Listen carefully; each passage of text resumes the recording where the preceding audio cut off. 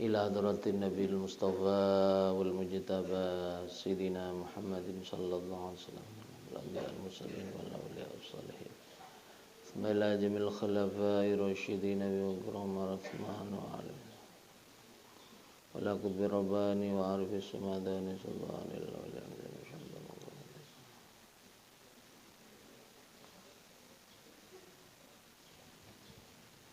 ومعلم في هذا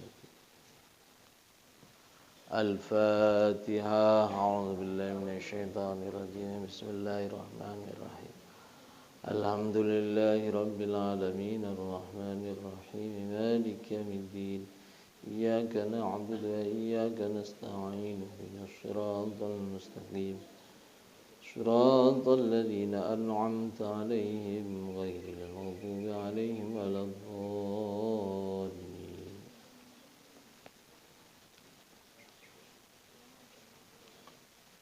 Qala al-muallif rahimahullahu ta'ala wa nafa'ana bihi wa bi ulumihi fid dharin amin. Bismillahirrahmanirrahim.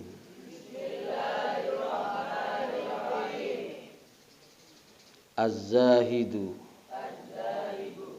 utawi kang aran wong kang zuhud.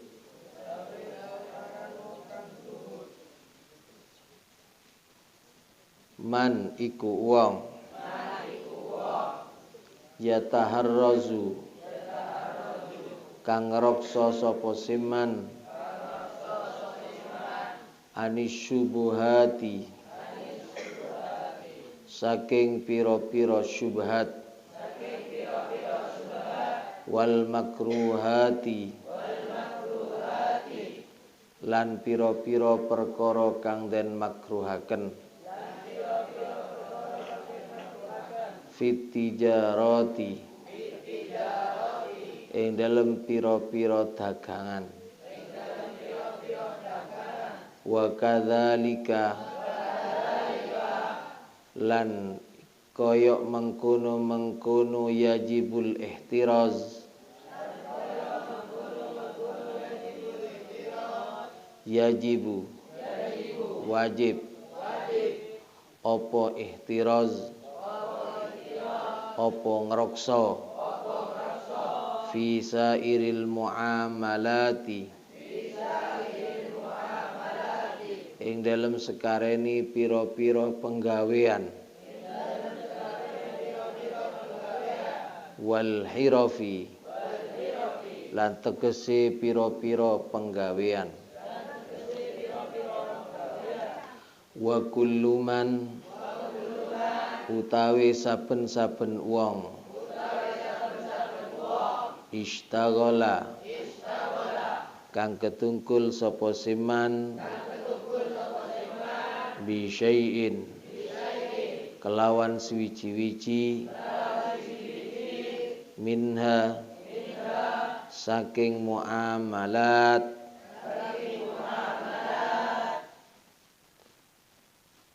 yuftaradu iku den fardhoaken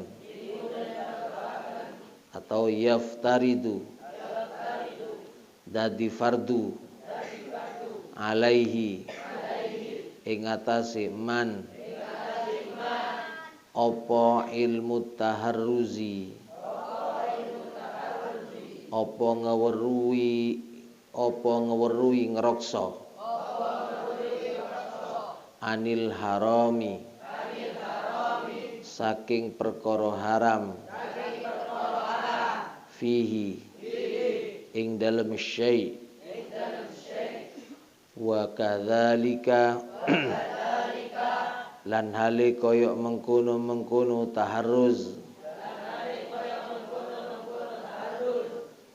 yaftaridu dadi fardu alaihi ing atase kulluman yang kulluman istaghala itu yaftaridu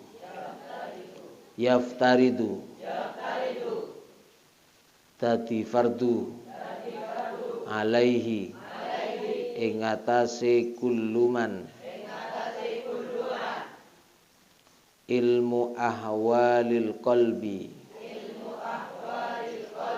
apa ngaweruhi pira-pira tingkai ati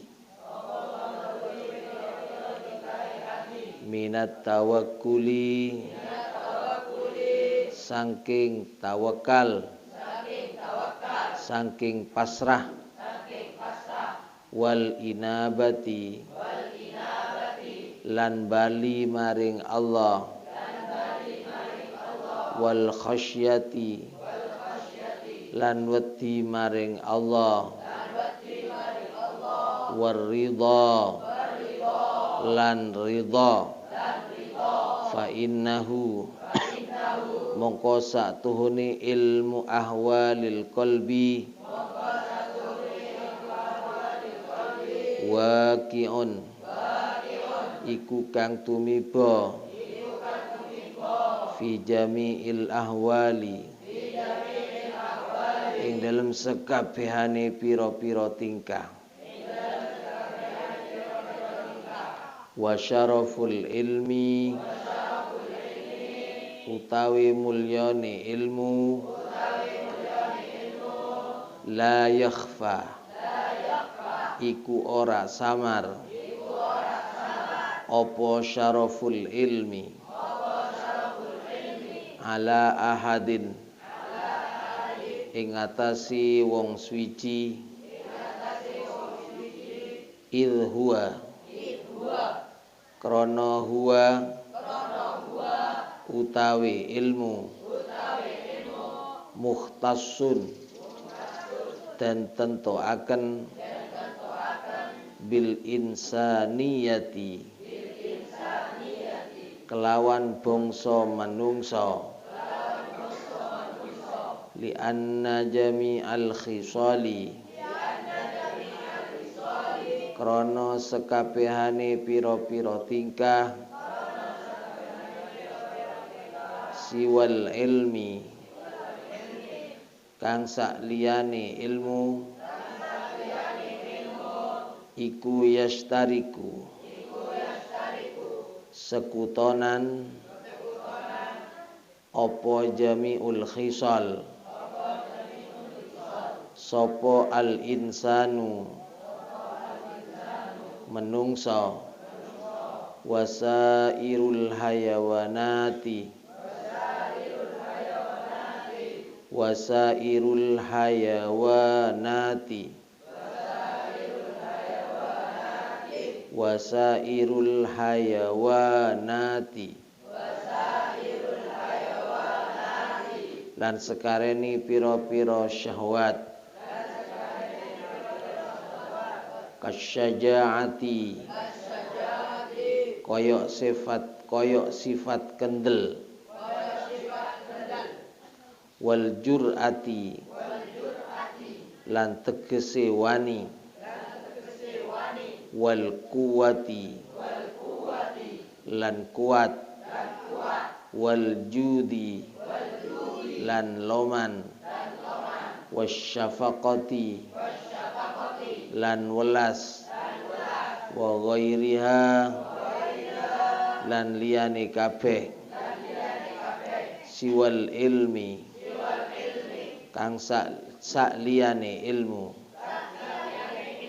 wa bihi lan kelawan ilmu azhara mertelaaken Allahu Ta'ala sapa Allah Ta'ala fadla Adam alaihi salamu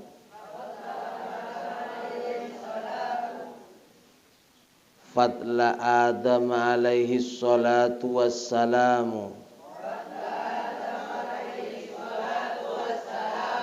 ing utamane Nabi Adam alaihi salatu wassalam alal malaikati ngalahaken ing atase pira-pira malaikat wa amarahum lan perintah sapa Allah hum ing al malaika bisujudi kelawan sujud lahu maring Nabi Adam wa innama syaraful ilmi angin pasteni utawi mulyane ilmu likaunihi iki wukrono anane ilmu wasilatan iku dadi lantaran ilat taqwa maring takwa alladzi yastahiqqu alladzi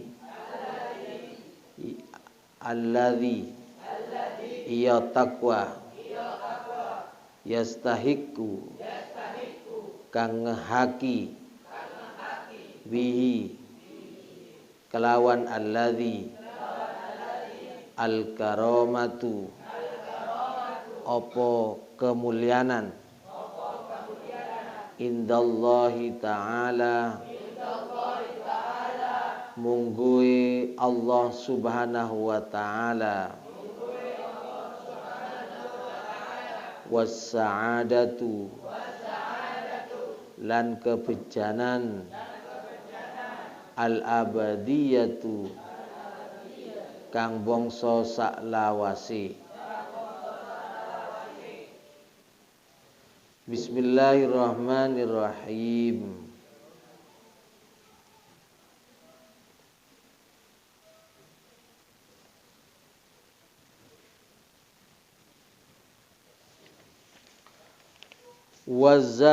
Az-zahidu orang zuhud, sering kita dengar zuhud yang sering diartikan dengan topo. Karena ini bahas tentang keterkaitan dengan muamalah. Maka zuhud adalah man yataharrazu anis subuhati wal makruhati fit tijarat. Karena ini pembahasannya adalah seputar muamalah. Maka zuhud adalah orang yang pandai menjaga dirinya anis syubuhat, man yataharrazu anis syubuhat. Orang yang pandai menjaga dirinya tidak melakukan praktek-praktek yang syubhat. Wal makruhat juga perkara-perkara yang dimakruhkan oleh Allah Subhanahu wa taala. Fit tijarati, di dalam beberapa perniagaan atau perdagangannya. Jadi orang yang disebut orang zuhud atau az-zahid, orang yang bisa menjaga dirinya untuk tidak terjerumus kepada hal-hal yang syubhat. Kita sudah tahu apa syubhat. Hadis Nabi menjelaskan bahwa al-halalu bayyinun wal haramu bayyinun. Perkara halal itu sudah jelas. Keterangan dan rambu-rambunya sudah jelas bahwa ini halal. Wal haramu bayyinun. Demikian pula urusan yang diharamkan oleh Allah ini juga sudah jelas. Al-Quran sudah mengatakannya. Hadis sudah mengatakan semuanya. bahwa ini haram, ini halal. Sudah jelas. Wa bainahuma umurun mustabihatun. Di antara halal dan haram ini ada yang namanya masih belum jelas, yang disebut dengan syubhat. Antara kehalalan dan keharamannya belum jelas. Satu contoh, di sini ada pohon mangga, ada pohon kelingking, ada pohon apa lagi? Semangka,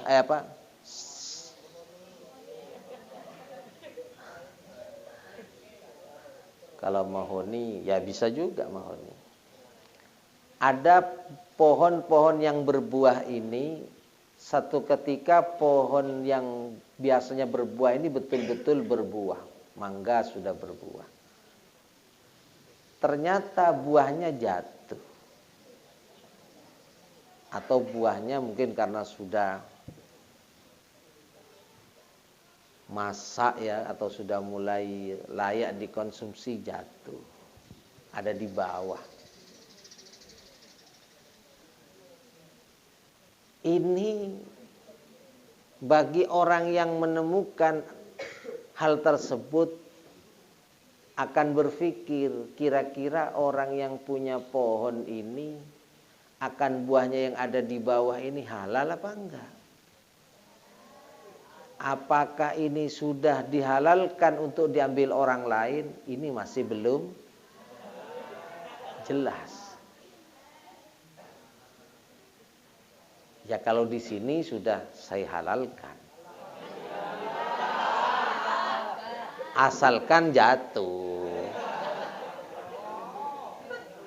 Kalau dijatuhkan lain lagi. Dengan melemparnya pakai apapun, tidak boleh itu. Berarti itu menjatuhkan namanya. Yang jatuh dengan sendirinya, ini halalan.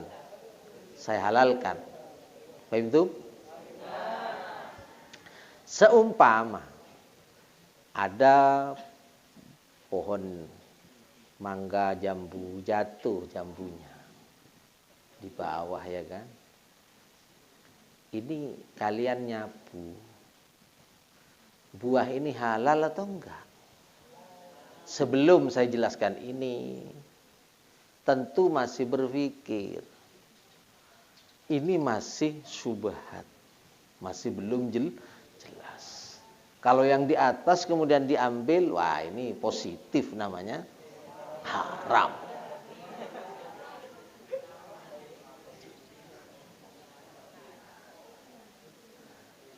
Lah, wong milik orang namanya.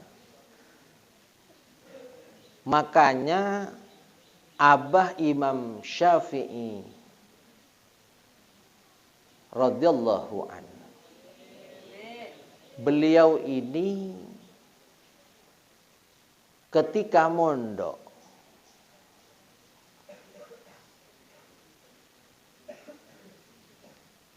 menemukan buah yang sedang terbawa arus air sungai.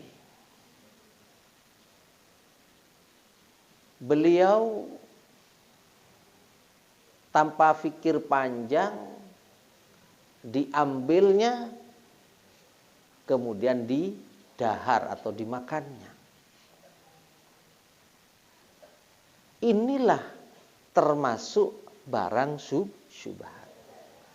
Ada buah jatuh ke sungai, kemudian terbawa arus air sungai itu, belum jelas apakah orang yang punya ini halal jika diambil orang, karena dia dari emannya mungkin akan ditelusuri sampai ke ujung atau ke hilir sana, akan dicari mana buah kesayangan itu. Bisa saja demikian. Jadi orang ini belum tentu halal jika ini diambil orang lain. Karena hanya kecelakaan saja jatuh gitu. Lah, abahnya Imam Syafi'i ini terpikir setelah memakan buah itu, jangan-jangan orang yang punya buah ini tidak halal. Ini hebatnya abah Imam Syafi'i. Menjadi pemikiran yang tidak kunjung selesai. Sampai tidak bisa tidur. Sama ya dengan kita ya.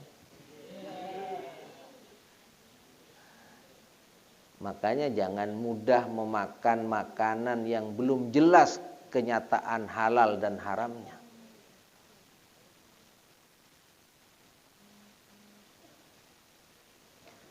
Akhirnya semalam tidak bisa tidur berpikir tentang itu. Pagi-pagi betul dicari. Pohon buah yang jatuh itu dicari. Ternyata ditemukan di suatu tempat, oh ini ternyata pohonnya memang ada di pinggir sungai. Beliau tanya siapa pemiliknya. Setelah ketemu pemilik, pohon yang buahnya jatuh ke sungai itu, beliau minta agar dihalalkan apa yang telah dimakannya. Tetapi pemilik buah itu tidak serta-merta langsung menghalalkan. Menanyakan detail secara satu persatu kronologisnya kenapa sampai makan. Dan bagaimana ceritanya kok bisa makan itu. Diceritakan dari A sampai Z oleh abahnya Imam Syafi'i.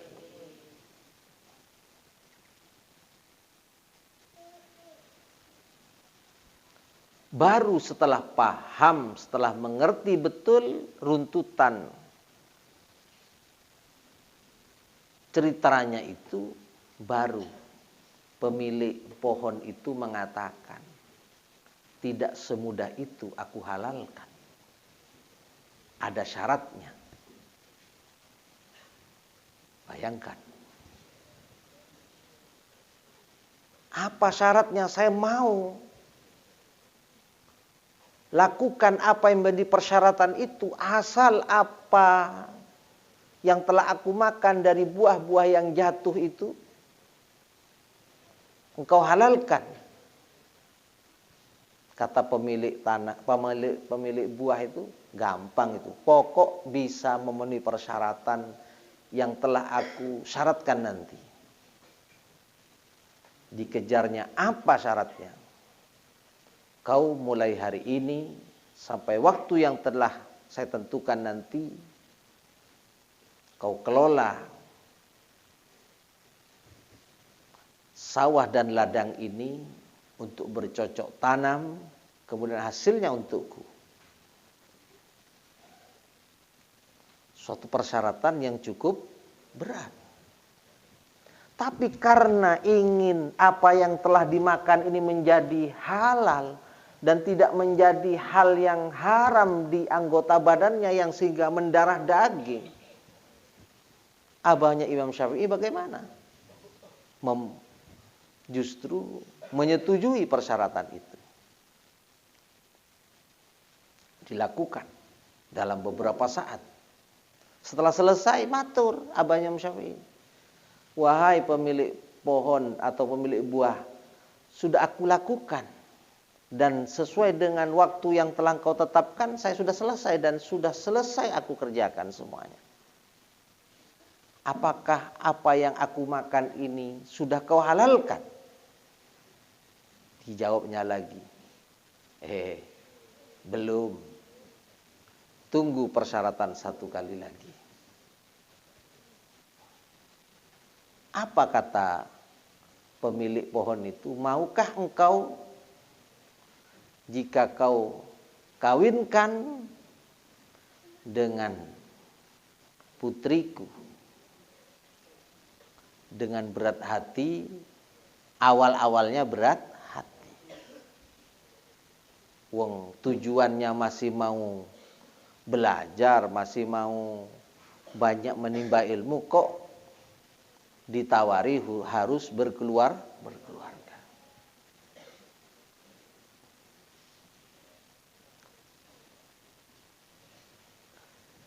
Orang yang punya pohon itu atau yang mempunyai buah itu melanjutkan perkataannya, tetapi anakku ini satu, tak bermata, tak bertelinga, dan tak bertangan. Abah Imam Syafi'i mulai itu terfikir, aduh, jangan-jangan kayak bola ini. Terfikir seperti itu. Tetapi Abah Imam Syafi'i karena ingin halal apa yang telah dimakan. Walaupun Abah Imam Syafi'i ditanya ketika itu karena dijelaskan bahwa putrinya itu tidak bermata, tidak bertelinga, tidak bermulut dan sebagainya dan seterusnya. Ketika ditanya gimana? Tinggal satu persyaratan ini. Kalau kau mau, maka kau akan bisa meraih kehalalan apa yang telah kau makan itu. Dan saya halalkan apa yang kau makan itu. Sempat tertegun sebentar Abah Imam Syafi'i. Aduh, gimana ini? Masa saya harus kawin dengan orang yang kayak bola? Gak jelas. Tetapi karena keinginan kuat untuk tidak memakan hal-hal yang haram atau subhat tadi, maka dengan terpaksa beliau menyetujui untuk dijadikan menantunya. Setelah mau, sekarang juga kau akan akad nikah. Di akad nikah sudah.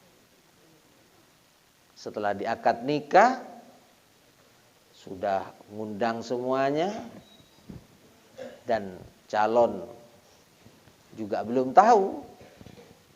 Ada yang mengatakan memang sebelum di akad nikah ini belum diberitahu bagaimana situasi dan kondisi sebenarnya putri dari pemilik buah itu. Baru setelah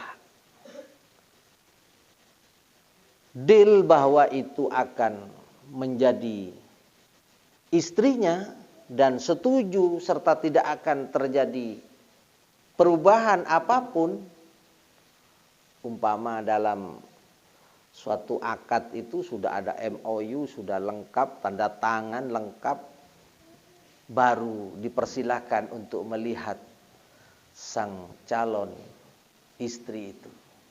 Disuruhnya masuk suatu kamar, itulah calon istrimu.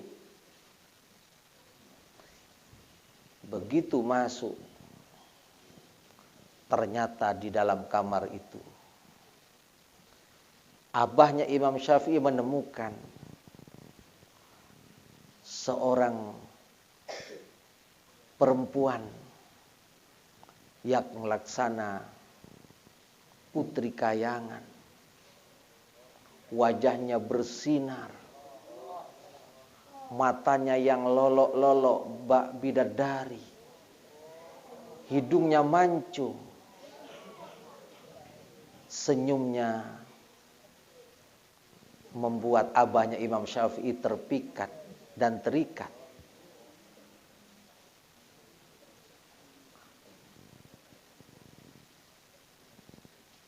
Kaget melihat perempuan yang bagaikan Dewi Kayangan turun dari langit itu. Keluarlah Abah Imam Syafi'i. Apakah tidak keliru masuk kamar saya? Katanya tidak bermata, tidak bermulut, tidak bertelinga, dan seterusnya. Tapi kenyataannya aku temukan di kamar itu Seorang perempuan yang sangat cantik sekali. Agak panjang ya karena cantik. Karena demikian, sang mertua itu tersenyum. Wahai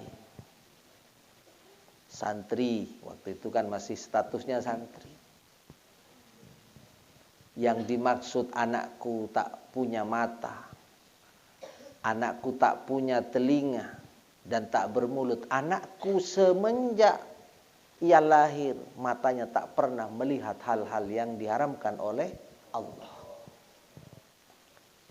Telinganya pun belum pernah mendengar gosip-gosip yang tidak beres itu. Telinganya tidak pernah mendengar apa-apa yang diharamkan oleh Allah. Apalagi lesannya, mulutnya belum pernah terucap hal-hal yang membuatnya maksiat kepada Allah Subhanahu wa taala. Demikian pula tangan dan kakinya belum pernah melakukan hal-hal yang diharamkan oleh Allah Subhanahu wa taala. Mendengar penjelasan sang mertua itu, tertunduk malu. Kemudian tanpa sadarkan diri, menangis dengan tangis bahagia karena mendapatkan jodoh istri yang sholihah, yang selama ini menjadi dambaannya. Terucap alhamdulillah. Maka pantas beliau setelah dikaruniai keturunan memiliki putra yang luar biasa, seorang mujtahid mutlak, yaitu Imamuna Asy-Syafi'i, Imam Syafi'i, yang masih di usia 7 tahun sudah hafal Al-Quran, sudah bisa menghafal kitab Muwatta, sudah 15 tahun sudah diizini untuk mengifta, berfatwa. Dan akhirnya beliaulah menjadi mujtahid mutlak sebagai panutan dalam mazhab Imam Syafi'i. Kenapa? Karena orang tuanya pandai menjaga dirinya, tidak terjerumus dari hal-hal syubhat, apalagi perkara haram. Lah inilah, maka tentunya kita sebagai santri, kalau menginginkan anak dan keturunan kita menjadi anak yang soleh solihah, jagalah betul cara makan kita, pola makan kita. Jangan sampai makan hal-hal yang diharamkan oleh Allah Subhanahu wa taala. Apakah dari jenis makanan yang memang diharamkan oleh Allah, atau hasil dari sesuatu yang tidak jelas, hasil yang bukan seharusnya dia makan. Seperti yang memang dari bahannya diharamkan, naudzubillah min dzalik, minum minuman keras. Makan yang diharamkan oleh Allah, atau juga mendapatkan makanan dari cara yang tidak dibenarkan menurut syariat. Makanya az-zahid, orang zuhud itu adalah man yataharrazu anis subuhat wal makruhat. Pandai menjaga dirinya untuk tidak terjerumus pada hal-hal syubhat dan perkara makruh, apalagi haram. Ini sudah zuhud namanya. Wa kadzalika yajibu fi sairil muamalat wal hiraf. Demikian pula juga harus pandai menjaga diri atau berhati-hati di semua muamalah. Pekerjaan-pekerjaan apapun yang kita geluti, ini juga harus betul-betul kita jaga jangan sampai melakukan apa yang diharamkan oleh Allah. Karena apa? Kalau kita sudah terbiasa makan apa-apa yang diharamkan oleh Allah, maka juga akan berpengaruh kepada pemikirannya. Jika yang dimakan adalah perkara haram, maka juga berfikirnya pada hal-hal yang jelek. Makanya banyak pada zaman sekarang ini orang selalu pikirannya suudzon. Tahu suudzon ya? Berprasangka jelek kepada seseorang. Padahal orang yang jelek prasangkanya kepada orang lain itu berarti pekerjaan dia adalah yang jelek. Di syair itu dikatakan idza sa'a fi'lul mar'i sya'ad dununuhu. Orang yang sering melakukan kejelekan, yang pekerjaannya senantiasa dalam hal-hal yang jelek, hal-hal yang tidak baik, biasanya praduga-praduganya juga jelek kepada orang lain. Orang yang senantiasa apa yang dikerjakan hal-hal yang baik, sulit kiranya dia menduga-duga jelek kepada orang lain. Nah, ini perlu difikirkan. Jadi umpama hati kita melihat orang, menilai orang kurang baik, ini tanyakan kepada dirinya sendiri. Apakah apa yang kita lakukan ini benar atau tidak? Karena orang yang menduga jelek kepada orang lain ini dosa. Inna ba'dadh-dhanni ismun, kata Al-Quran. Praduga itu diantaranya ada yang membuatnya seseorang itu akan mendapatkan dosa. Yaitu yang disebut dengan su'udzon. Berprasangka jelek kepada orang lain. Apalagi kepada Allah Subhanahu wa ta'ala.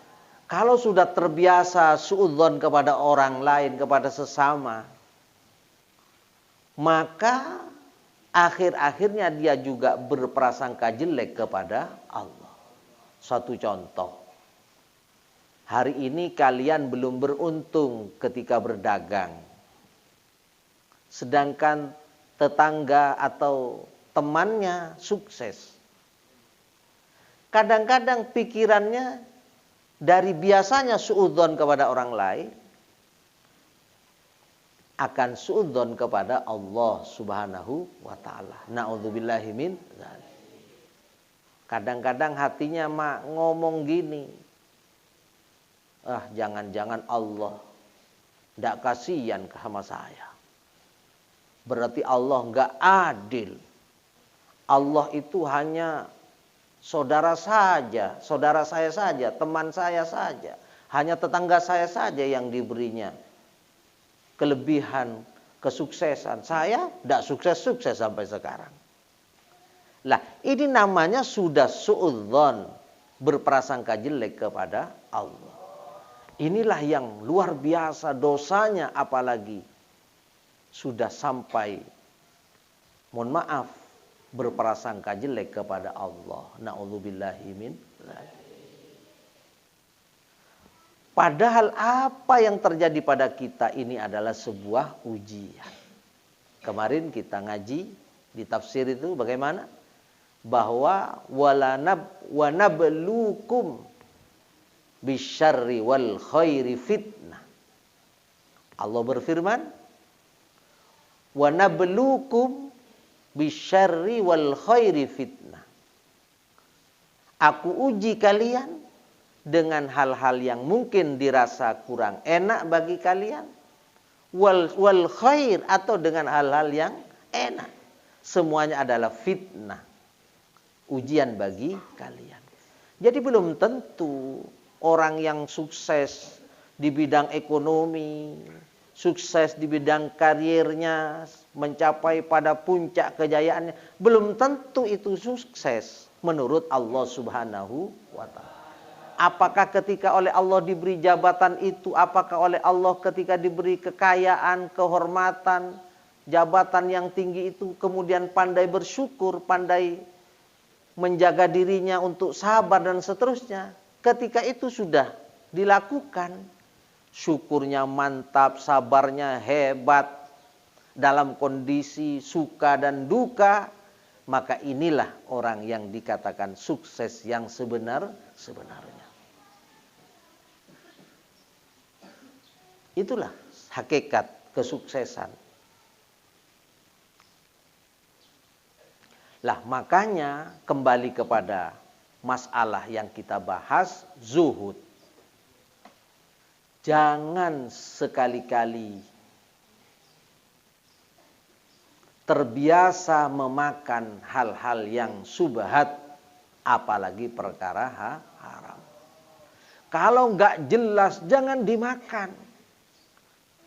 Kalau itu bukan betul-betul jelas kehalalannya, hindari. Karena akan berpengaruh pada pola pikir seseorang. Nah itu,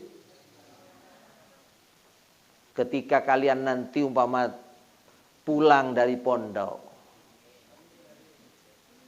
berdagang, berniaga, berjualan, sate umpamanya. Saya temukan banyak itu di Bali, banyak ya kan. Tulisannya jual gulai kambing. Padahal dagingnya bukan daging, tapi daging sapi. Ini mbujui namanya. Gharar. Menipu pembeli.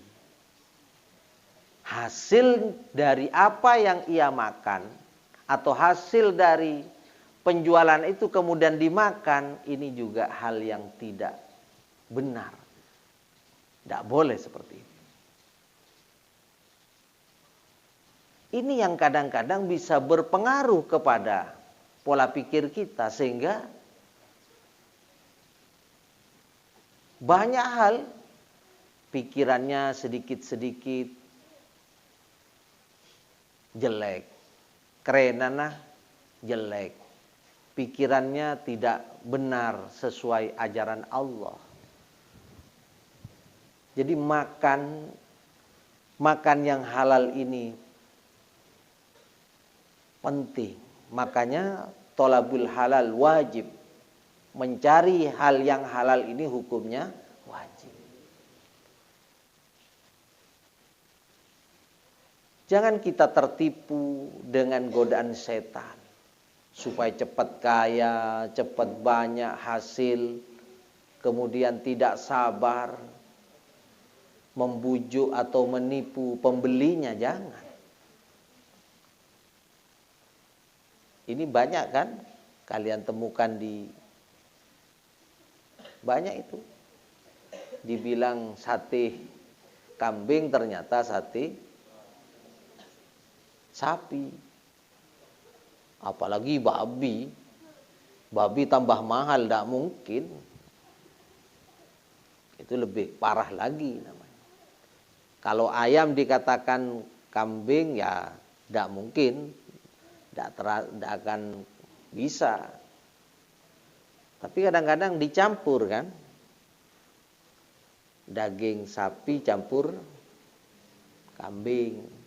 Jadi kalau satu tusuk sate itu, kambingnya hanya satu saja, satu butir, selain yang lain sapi, daging sapi. Dijualnya sate kambing. Nggak boleh. Apa yang dihasilkan dari penjualannya itu hukumnya riba.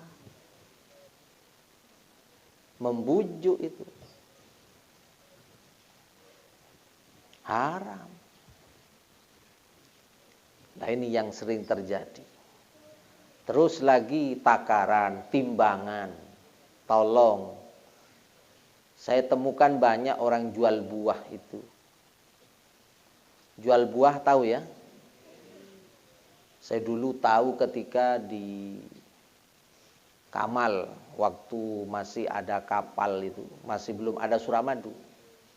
Ketika beli buah-buahan, biasanya untuk mengkelabui pembelinya, timbangan itu sudah, apa itu namanya, kiloannya sudah ditaruh di tempat anunya itu, di tempat apa namanya itu, timbangan kan, satu tempat buah, satu tempat anunya kiloan itu. Biasanya ini tidak lepas-lepas ditaruh di sini, supaya tidak nampak bahwa timbangan itu memang tidak balan, ya kan? Lebih berat pada tempat buah itu. Ini banyak terjadi. Ini tidak sabar orang agar cepat dapat hasil banyak, padahal ini haram.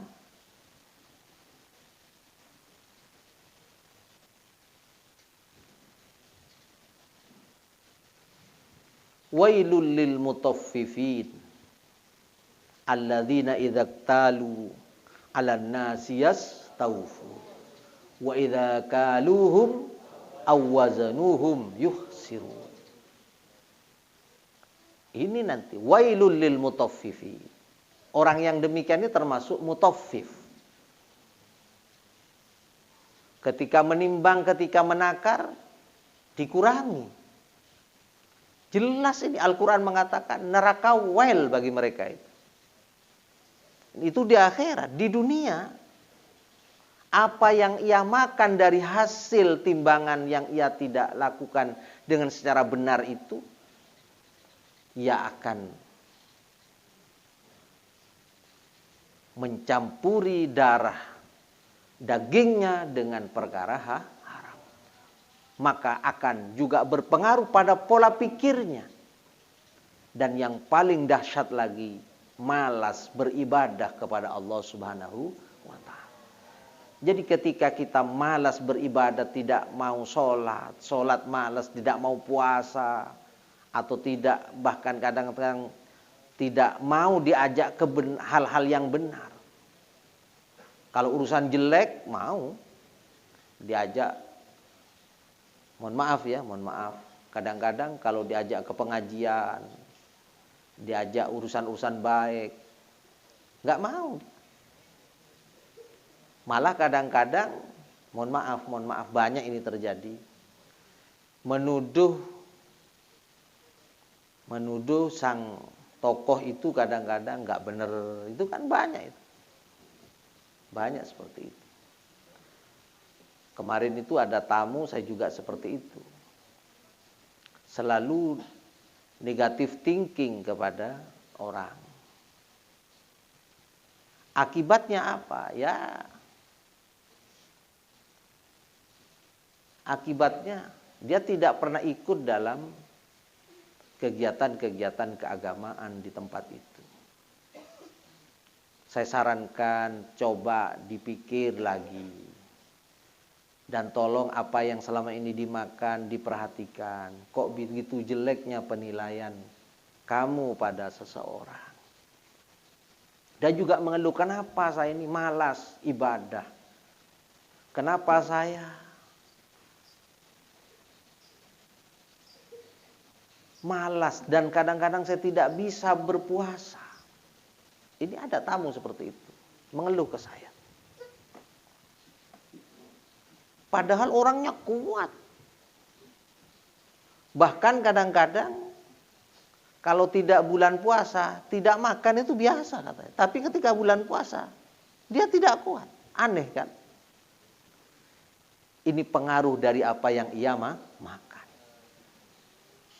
Dan ketika ada orang ustadz atau kiai memberi pengajian tentang apa itu, hatinya gerundel, mangkel itu, kayak tidak nerimo. Seolah-olah dirinya dianggap, kiai yang menyampaikan, ustadz menyampaikan, seolah-olah dianggap menyinggung dirinya. Selalu suudzon, selalu berprasangka jelek. Saya tanya, ternyata bisnisnya hal-hal yang tidak benar. Makanya saya sarankan kalau Anda ingin jadi orang baik, ingin berpenilaian baik kepada siapapun, dan tidak ada gunanya menilai orang jelek itu. Nggak ada gunanya.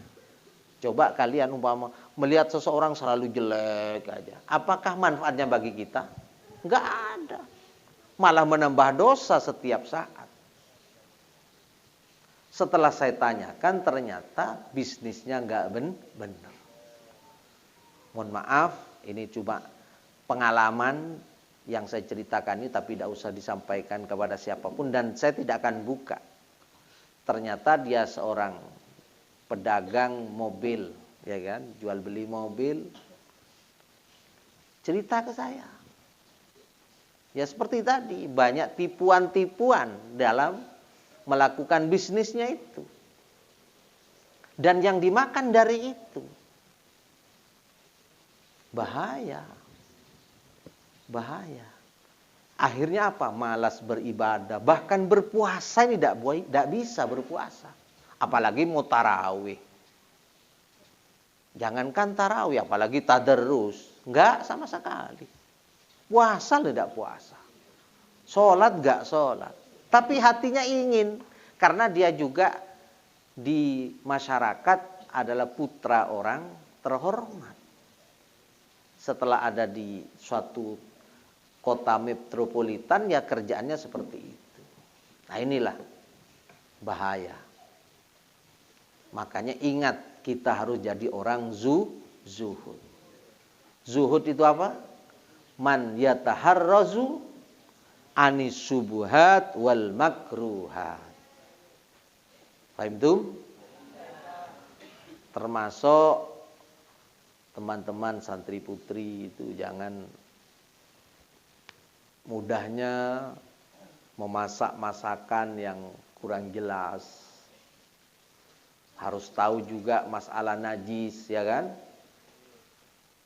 Najis karena yang sering bersentuhan dengan hal-hal makanan itu kan perempuan. Buatin kopi suaminya hati-hati, jangan sampai ada percikan-percikan najis yang mengenai pada cangkir, gelas itu. Ini juga akan berpengaruh. Penting itu. Makanya kalau cari istri yang santri. Supaya apa? Mengerti cara najis dan sucinya sesuatu. Selanjutnya wa kullu man istaghala bi syai'in minha yaftaridu alaihi ilmu taharruz anil haram fihi.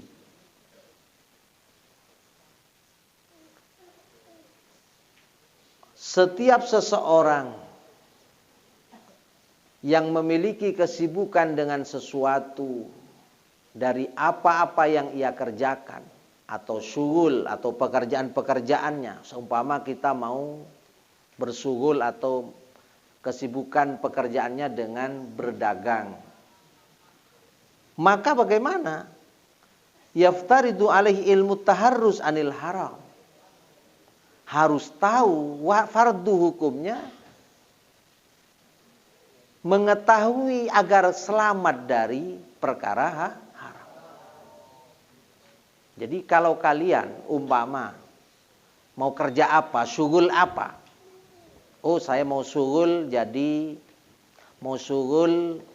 apa? Mau bisnis apa maunya? Bisnis jual pulsa, ya kan? Jual pulsa. Ya harus tahu bagaimana caranya agar yang kalian bisniskan itu betul-betul sesuai dengan syariah. Tidak apa-apa. Mau jualan apa lagi? Coba kira-kira. Hah? Apa? Apa yang banyak? Mau jual apa? Kalau jadi pedagangnya harus tahu bagaimana pedagang yang benar. Karena kata Hadis Nabi itu, at-tajirus shaduq yuhsyaru yaumal qiyamati masiddiqin wasyuhada'i wassalihin.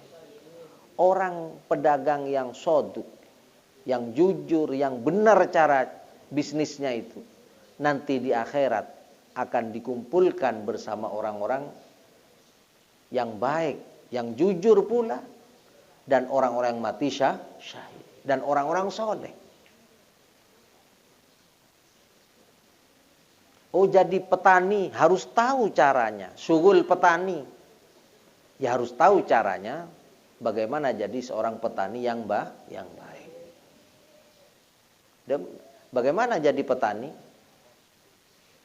Ya, bagaimana caranya yang baik, yang benar menurut syariah. Menjadi seorang abdi,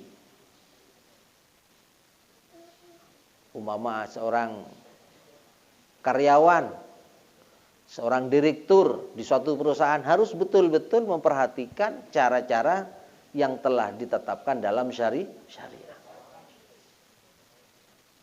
Demikian. Agar apa yang didapat ini tidak termasuk perkara haram. Ini kan belum ketemu nasib semua yang ada ini. Mudah-mudahan jadi orang yang beruntung dunia akhirat.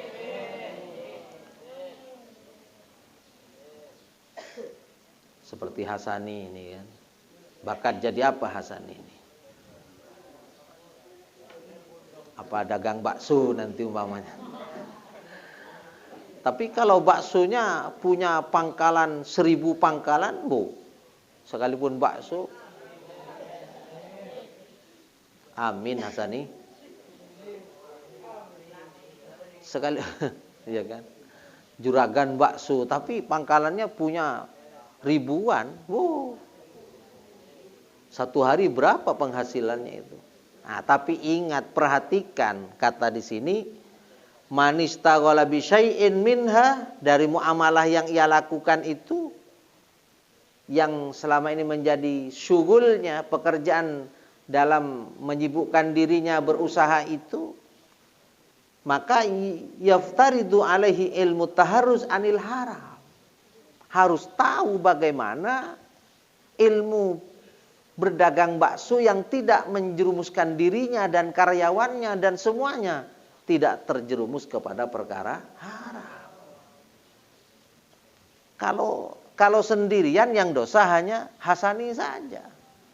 Tapi kalau karyawannya diajak untuk menipu semua pembeli, semua konsumen, semuanya berdosa, dan yang menanggung juga kebagian dosanya adalah Hasani selaku direkturnya. Ini naudzubillahi min. Makanya setiap syughul apapun harus tahu dulu ilmunya supaya tidak terperangkap dan terperosok kepada hal-hal yang diharamkan oleh Allah Subhanahu wa ta'ala. Ini pentingnya. Apa saja yang kita lakukan.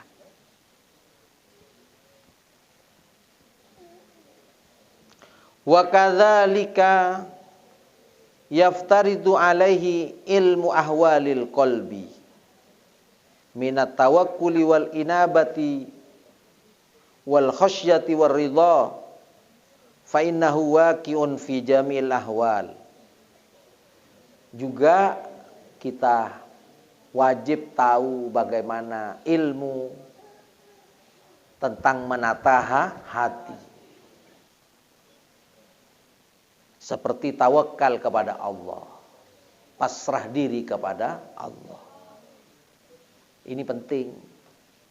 Kalau seorang santri harus tahu bagaimana cara kita bermuamalah dan apa yang harus kita sikapi ketika terjadi sesuatu yang tidak diinginkan atau sesuatu yang memang kita harapkan. Kadang-kadang orang ini kalau tidak bisa menata hati, ilmu menata hati juga tidak dikuasai, bahaya. Ilmu syariah sudah, yaitu dengan cara tidak terjerumus kepada perkara haram. tapi hatinya tidak tertata, bahaya juga.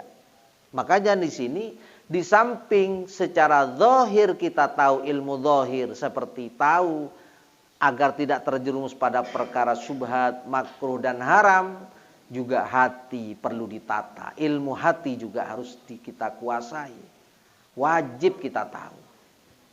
Ketika kita sudah berusaha, kemudian gagal, kan tidak semua usaha itu pasti sukses kan? Bisa saja usaha yang kita lakukan oleh Allah dengan ujian yang harus kita terima dari Allah. Kadang-kadang oleh Allah, apa yang kita usahakan sudah ditata, dimanage dengan baik, dirancang dengan mantap, ternyata meleset. Kayak sekarang ini, orang menata ekonomi sudah mantap. Sebelum tahun 2020 ini sudah menatanya sudah baik. Bahwa tahun 2020 tanggal 1 Januari planning saya begini. Bisnis saya begini. Saya keluarkan uang beli ini untuk tokonya, untuk alat-alatnya, untuk sarprasnya, sarana dan prasarana sudah dilengkapkan. Kemudian karyawannya sudah direkrut semuanya. Geletek. Di tahun 2020 bulan Februari ada isu COVID. Virus corona. Waduh, pusing. Apalagi di bulan Maret sudah semakin menjadi-jadi sehingga pemerintah melakukan dan menetapkan bahwa COVID-19 ini merupakan pandemi yang harus tidak kita harus mengikuti protokol kesehatan yang telah ditetapkan oleh pemerintah. Akibatnya apa? Berdagang atau berjualan ini waktunya ditentukan, bahkan kadang-kadang harus ditutup, pembelinya pun tidak ada. Apa yang diplanningkan, apa yang direncanakan, dan sesuatunya sudah dipersiapkan dan sudah beli, kemudian karyawannya sudah direkrut, ternyata nggak jalan karena ada corona. Ya apa kalau seperti itu? Fa idza azamta fatawakkal 'alallah. Makanya nata hati. Ini kata tadi. Wa yaftaridu alaihi ilmu ahwalil qalbi minat tawakkuli. Nah ini ketika sudah seperti itu apa? Apakah kita harus kemudian bersuudzon kepada Allah? Jangan. Kita sudah usaha dan berupaya ikhtiar, tapi kenyataan ada seperti ini. Kita pasrahkan semuanya kepada Allah. Siapa tahu tahun 2020 gagal, di tahun 2021 meraih kesuksesan yang sangat gemilang. Alhamdulillah. Ada lagi, sudah merencanakan teman kalian, pernah saya sudah diundangnya, ya kan? Tanggal jamnya sudah beres, mapap, sudah CC semuanya. Tiba-tiba ada corona. Sudah izin berhenti dari pondok. Tahu-tahu ada corona. Yang suaminya kerja di luar negeri gak bisa pulang. Calon suaminya. Sebinek lah kare amet sudah berhenti dari pondok. Calon atau tunangannya atau calon suaminya kerja di Malaysia. Sudah ngundang. Ternyata ada corona. Yang calon suaminya ini mau pulang saja nggak bisa ke Indonesia. Sang calon istrinya santri Al-Anwar ini sudah izin mau kawin. Ada virus corona. Al-gagalu nggak jadi. Nah, ini harus tawakal kepada Allah, pasrahkan aja. Karena apapun yang terjadi ini kita tidak tahu, yang tahu hanya Allah Subhanahu. Selanjutnya wa syaraful ilmi la yakhfa ala ahadin idh huwa mukhtassun bil insaniyati li'anna jami'al khisal siwal ilmi yashtariku fil insan wa sairul hayawanat kas saja'ah wal jur'ah wal quwa wal jud wasyafaqah. Berikutnya kita harus paham betapa penting dan hebatnya ilmu. Karena kemuliaan ilmu ini tidak layak fa'ala hadin. Tidak samar lagi atas seseorang jika oleh Allah diberi karunia atau beri fadl berupa ilmu yang manfaat dan barokah. Jelas orang ini akan juga ikut mulia karena diberi ilmu oleh Allah. Akan dinaikkan derajatnya oleh Allah, ditinggikan derajatnya oleh Allah. Allah berfirman, yarfa'illahu alladhina amanu minkum walladhina utul ilma darajat.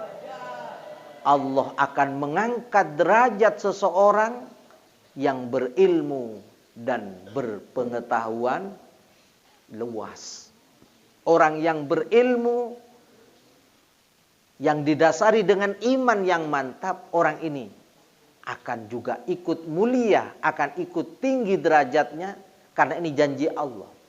Yarfa'illahu alladhina amanu minkum walladhina utul ilma darajat. Orang yang beriman dan memiliki keilmuan yang dalam, pengetahuan yang mantap, maka oleh Allah akan ditinggikan derajatnya. Karena apa? Karena ilmu ini idh huwa mukhtassun bil insaniyah. Karena ilmu ini khusus bagi manusia. Kalau sifat yang lain selain ilmu, ini yashtariku fil insan wa sairul hayawanat. Manusia dan hewan-hewan yang lain juga punya kehebatan itu seperti kasaja'ah, berani, kuat. Malah kalau manusia kalah kuatnya dengan hewan. Coba dengan gajah saja kuat mana kita? Ya jauh lah. Berani mana kalian dengan singa? Kalian ada 4 orang, 5 orang, 10 orang aja ada 1 singa, kira-kira berani nggak? Kalau coba berani, ya silahkan. Apalagi 1 orang lawan 1 singa. Kalau mau berani, monggo. Insya Allah. Tinggal kupingnya aja nanti. Nah ini. Sifat berani, sifat kuat. Ini juga yastariku. Semuanya juga bisa memiliki itu. Baik hewan, binatang ternak, hewan buas. Ini juga bisa. Tetapi ilmu khusus manusia. Maka tidak heran wabihi azharallahu fadla Adam alaihissalam alal malaikah. Dengan ilmu ini pula Allah tampakkan kelebihan Nabi Adam sampai-sampai mengalahkan malaikat Allah. Dan ini kita akan jelaskan pada pertemuan yang akan datang. Bahwa Nabi Adam lebih mulia, lebih hebat, lebih utama daripada malaikat. Demikian, mudah-mudahan manfaat barokah. Rabbana anfa'na bima 'allamtana Rabbi 'allimna alladhi yanfa'una Rabbi faqihna wa qarabatin lana fi dinina Rabbana anfa'na bima 'allamtana Rabbi 'allimna alladhi yanfa'una Rabbi faqihna وقرابات لنا في ديننا ربنا انفعنا بما علمتنا رب علمنا الذي ينفعنا رب فقهنا وفقه أهلنا وقرابات لنا في ديننا سبحان ربك رب العزة عما يصفون وسلام على المرسلين والحمد لله رب العالمين سبحان ربك رب العزة عما يصفون وسلام على المرسلين والحمد لله رب العالمين سبحان ربك رب العزة عما يصفون وسلام على المرسلين والحمد لله رب العالمين ربنا تقبل منا واستجب دعاءنا واصل مقاصدنا واقض جميع حاجاتنا وتمم آمالنا واشف مرضانا واصلح جسادنا ونور قلوبنا وانفع بارك بعلومنا ببركات الفاتحة إياك نعبد وإياك نستعين اهدنا الصراط المستقيم صراط الذين أنعمت عليهم غير المغضوب عليهم ولا الضالين والسلام عليكم ورحمة الله وبركاته.